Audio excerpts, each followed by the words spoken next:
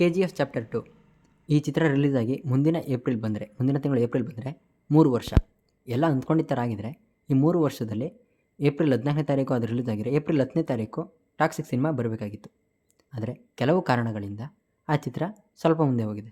ಸ್ವಲ್ಪ ಅಂತ ಹೇಳೋದಕ್ಕಾಗಲ್ಲ, 1 ವರ್ಷ ಮುಂದೆ ಹೋಗಿದೆ. ಮುಂದಿನ ವರ್ಷ ಯುಗಾದಿಗೆ ನಮ್ಮ ನಿಮ್ಮೆಲ್ಲರ ಅಚ್ಚುಮೆಚ್ಚಿನ ಚಿತ್ರ ಜೊತೆಗೆ ಬಹು ನಿರೀಕ್ಷಿತ ಚಿತ್ರ ಟಾಕ್ಸಿಕ್ ಬಿಡುಗಡೆಯಾಗುತ್ತೆ. ಒಂದು ಲಾಂಗ್ ಲೀವ್ ವೀಕೆಂಡ್ ಇರ್ತಕ್ಕಂಥ ಡೇಟ್ ಅದು ಯುಗಾದಿ ಹಬ್ಬ. ಅದ್ರ ಜೊತೆಗೆ ತುಂಬ ನೆಕ್ಸ್ಟ್ ಬರ್ತಕ್ಕಂಥ ಲೀವ್ಗಳಾಗಿರ್ಬೋದು, ಒಂದೊಳ್ಳೆ ಡೇಟ್ನ ನೋಡಿಕೊಂಡು ಪೋಸ್ಟರ್ನ ರಿಲೀಸ್ ಡೇಟ್ನ ಅನೌನ್ಸ್ಮೆಂಟ್ ಮಾಡಿದ್ದಾರೆ. ಓಕೆ, ಅದರ ವಿಷಯ ಅದಲ್ಲ.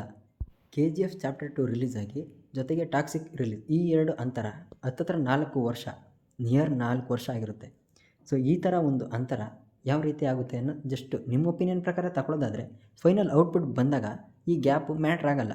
ಓಕೆ, ಆದರೆ ಇವಾಗ ನಮ್ಮ KFI ವಿಷಯಕ್ಕೆ ನಾವು ಬರೋದಾದರೆ 100 ಕೋಟಿ 200 ಕೋಟಿ ಅಥವಾ 300 400 ಈ ಥರ ಕೋಟಿ ಲೆಕ್ಕದಲ್ಲಿ ತಿಳ್ಕೊಳ್ಳೋದಾದರೆ ತುಂಬ ಕಡಿಮೆ ಸಿನಿಮಾಗಳು ಬರ್ತಾ ಇರೋದು. ಅದರಲ್ಲೂ ಸ್ಟಾರ್ ನಟರ್ ಸಿನಿಮಾಗಳು ಮಾತ್ರ 100 ಕೋಟಿನ ರೀಚ್ ಮಾಡ್ತಾ ಇರೋದು ಅಥವಾ ಕ್ರಾಸ್ ಮಾಡ್ತಾ ಇರೋದು.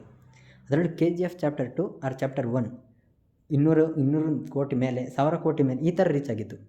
ಸೊ 100 ಕೋಟಿ ರೀಚ್ ಆಗೋದಕ್ಕೇ ತುಂಬ ವರ್ಷಗಳು ತಗೊಳ್ತಾ ಇರೋ ಈ ಒಂದು ಸಂದರ್ಭದಲ್ಲಿ 500 1000 ಈ ಥರ ಕೋಟಿ ಕಲೆಕ್ಷನ್ ಮಾಡಬೇಕು ಅನ್ನೋದಾದರೆ 3ರಿಂದ 4 ವರ್ಷ ವೆಯ್ಟ್ ಮಾಡಬೇಕು KFI ಅನ್ನೋ ಒಂದು ಟಾಕ್ ಬಂದಿರುತ್ತೆ. ಆಲ್ರೆಡಿ ಬೇರೆ ಇಂಡಸ್ಟ್ರಿಯವ್ರಿಗೆ ಈ ಥರ ಒಂದು ಮೈಂಡ್ ಸೆಟ್ ಆಗಿರುತ್ತೆ.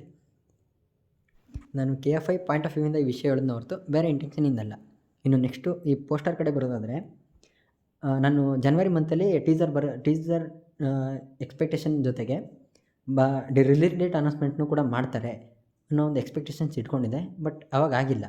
ಓಕೆ, ಆದರೆ ಅದಾದಮೇಲೆ ನನ್ನ ಮೈಂಡಿಗೆ ಒಂದು ಬಂದಿತ್ತು, ಯಾವುದು ಮೇಜರ್ ಪೋರ್ಷನ್ಸ್ ಇರುತ್ತೆ, ಕ್ಲೈಮ್ಯಾಕ್ಸ್ ಆಗಿರ್ಬೋದು ಅಥವಾ ಇಂಟರ್ವಲ್ ಆಗಿರ್ಬೋದು, ಇದರಲ್ಲಿ ಯಾವ ಥರ ಒಂದು ಮೇಜರ್ ಒಂದು ಪೋರ್ಷನ್ಸ್ ಇದ್ದೇ ಇರುತ್ತೆ ಸಿನಿಮಾದಲ್ಲಿ.